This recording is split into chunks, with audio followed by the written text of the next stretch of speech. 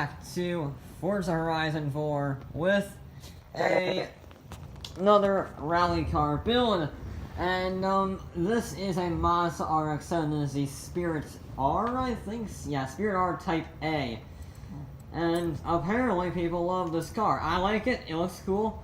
I don't notice the difference between this one and the one that was already in the Forza games, but there you go. It is very light, 2,800 pounds, 276 horsepower, but I don't think we're going to be keeping that power. It is a rotary, which is always very good, but I don't know if it'll get enough power. Also, I thought this had a body kit. I guess it doesn't. Okay, I guess it doesn't have a body kit. I thought it did. I mean, we have lots of body kit options, they're just not present. Like, there's the Bomax body kit from the Fast and the Furious. And as much... What is that? What is that? That is the strangest wing I've ever seen. Then you have the more larger wing, but it's small. It's weird. That's weird. Boring. I mean, we have a very, very big, like, time attack wing, and that's still the craziest one, I think. Has, like, a lower lip part, and then it has a really big and really tiny part, but we are going to go with the very boring Forza option, because I'm not very original. Are any of these later? No, so it doesn't matter. Are any of these later? They do reduce strike, but that doesn't really matter on this track, so you never get about 130. You do reduce weight. I'll go for you if you have any PI left over. You probably won't, unless I'm going for the... No, I want that. I need that. We're gonna have some off-road, I guess snow tires in this case. It's off-road rally tires. 255s on the front. 305s on the rear are pretty good. 305s on the rear are pretty solid. 255s on the front. I don't know. We'll see. I'll deal with those later. We want brakes, we want rally suspension, we want all these parts to give us as much handling as physically possible. We want to lower the weight. 2,400 pounds, not too bad, not too bad.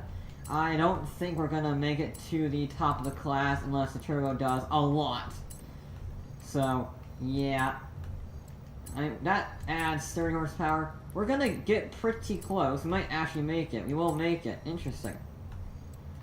Oh, wait, hang on. We might not actually make it to the top. Oh, we'll see. It's gonna be bloody. Aww. Now, here's our predicament. It has 620 horsepower. Which is good. It's good. Now, this is a built-up car to my normal specifications. Except for the diff. I need to put the diff on. There we go. Now it's built up to my specifications. However, we can have the 6.2 liter V8. We can have the decent turbo rally engine. That's actually a lighter engine by a lot. Or we could have the rotary racing engine, which gives us more power, but I'm going to have to take some stuff off. I want me a rotary. I want me a rotary real bad. I'm going to try rotary. I'm going to try it. I really, really, really want the rotary to work. That actually raises the PI. What if we do that? Yes! Oh, then it doesn't... No! I want this to work really, really badly. Like, super badly I want this to work. Yeah, so if we... What if we do this? We take one station... Because it's already super light, we don't need to worry about weight. It's going to be pretty much the same. Now we can do U. Yes, I like this. It gives us more power. We have a little bit more weight. We're heavier. But all in all, it doesn't really matter. We're going to save some weight there because it doesn't need it. And then, can we stick you? You're already stuck on. I guess we gotta go with the stock engine. Damn it, I wanted the rotary. I wanted the 4-rotor real bad. I really wanted the 4-rotor really, really bad, and it wouldn't let me because the PI. Damn it. I'm saddened by that. I mean, it saves me like 100,000 credits almost, but it doesn't matter. I have 10 million credits, which is very handy, I will point out. I could technically buy every single car in the game once. Oh, I'm saddened. I wanted my 4-rotor. No! I mean, we're still gonna have a rotary. it's just not the rotary that I want. You know? That makes me sad. Aww. And we have less power too. But we are significantly heavier. Or lighter, or significantly lighter. Not a very good power to weight ratio. But maybe it'll make it up through the corners. Okay. We have to try and beat that Ascari. I did a 144, I believe. 144 from the Ascari. And of course, you'll have the incredible rotary goodness. 10,000 RPM redline. All-wheel drive. A little over 600 horsepower. We shall see how this does. I actually have no idea. I fear it might get bounced around a lot based on the weight, but we will have to wait. Haha, no pun intended. I screwed that up royally. So here's one thing about this car when it comes to the weight. You can't really afford to hit anything. If you hit anything, it'll slow you down drastically, as we found out there. Because it just simply doesn't have to wait. I mean, we get away with that, but other than that, that's pretty much it. It can't handle very much impact, if you will. 130 miles an hour again. Probably braked a little early, but we did make the corner. So this won't be the most stellar run we've ever seen, based on the, first run up the hill, which is arguably one of the most difficult parts of the circuit, based on, well, just the sheer amount of, like, perfection you have to have in order to complete that. With the, without running wide or anything, like I'm about to do here. Yeah. That's another very tricky corner. It's not too bad. It does deal with a faint amount of understeer, but then again, sorry, most vehicles with all-wheel drive slots do tend to have understeer because it is not their chassis' initial drive line. So I can understand why this does have understeer. I just need to adjust for it properly. I'm gonna brake right here because I think that'll get bounced around a fair bit.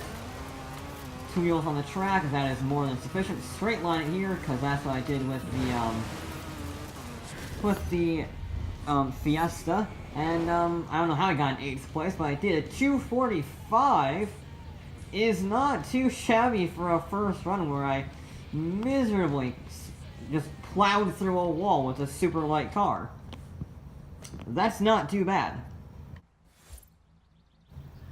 Okay, second attempt for the RX-7. Again, I don't know. I know where to make up time, obviously, this first straightaway. Other than that, it was relatively solid for a run. So, just be smooth, just be careful with the car, don't push it too hard, and let's see how it goes. I think this can do very well. I think this might have a chance of beating the Ascari. It's going to be a little close, but I think it might be able to be doing a 245 on its opening run with a mistake, no less. Yeah, it's very fast accelerating, can carry good corner speed, 56 miles an hour, and they're not too shabby. Not the best exit through there, but it will do. Jump there, almost clip the tree anyway. Carry a bit more speed through there, which is good. Try and be a little later on the brakes, but not too late. Again, 130 is what we're seeing through there, typically. Using the wall actually help us slow us down there in a little bit, inadvertently. I try not to do that, because A, it's unpredictable, and B, it's almost cheating, because you're never quite sure when you're going to do it right, but in that case, I accidentally did it spot on. You can use the handbrake a little bit, just to get it help turn. Okay, don't push it too hard through there. Trying to get any understeer gas. There we go. That was better than the first time around. Don't push it too hard through here. There we go. Alright, because you want to get a good exit. That's what you want to do. So you have a minor straightaway there, sorry. So you're going to want to make it count. And I'm getting some air time though, so you have to get on the brakes earlier. This is a good run. This is looking like a real good run, actually. And it is a 243. That is an immense run. 243-1. That will propel us to the top of the table by a second and a half. That is a seriously fast time. Wow. Okay. I will take that any day of the week. Alright. I don't know how we're gonna go any faster on this run. We can't be worse. We don't have any target time to beat except for our... Oh, we can throw caution to the wind on this one. We can go as hard as I bloody dare with this vehicle. Because it's already the top spot with one run left to go. If I don't go any faster, I'm still number one on the table. If I go faster, the other cars have an even tougher benchmark. It's a win-win for this Mazda. And I don't get that very often. 120 miles an hour, jeez. Oh, yeah, that was, oops. And I don't even think that, I know that some people would think, oh, well, that's a shortcut. It's not really, because the wall slows down to 40 miles an hour there. That's not very good. That's really slow, and it gets you out of the rev range. It basically does everything except what you want it to do.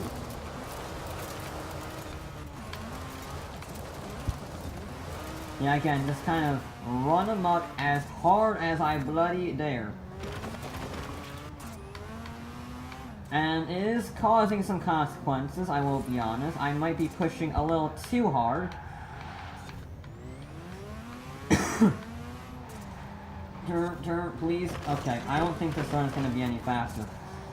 Yeah, it's not, I ruined it on that, I properly ruined it on that corner. Because I could almost get away with the first half of the lap if I made it up here, but I haven't made it up here. I've gotten even worse. So yeah, I'm not expecting this to be faster in any way. Well, okay, well, that is faster, but I slammed on the brakes so I didn't get an unfair advantage. Yeah, that is a rubbish time. Thankfully, I did that on our go maximum attack, don't really care run, and not our, you know, full-on records. Yeah, 148. Yikes! Yikes! That was awful. And you see, that is the definition of overdriving your vehicle. That is the quintessential definition of overdriving your vehicle. So keep that in mind. And with a time of 1:43.1, it will go quite considerably to the top of the table by over 1 second over the Ascari, which is pretty impressive. I mean, I was a little skeptical of the weight being a problem bouncing around, and it was on certain areas, but on the most part, it was a fantastic vehicle to drive, and it could get up to some very high speeds. I was pretty darn impressed with it myself, and yeah, not what I initially expected, but the RX-7 is certainly one heck of a car, and I'm not going to be complaining about it being at the top of the table, but who knows how long that will last. But that is going to be it for this episode of Forza Horizon 4. I'll be back with more.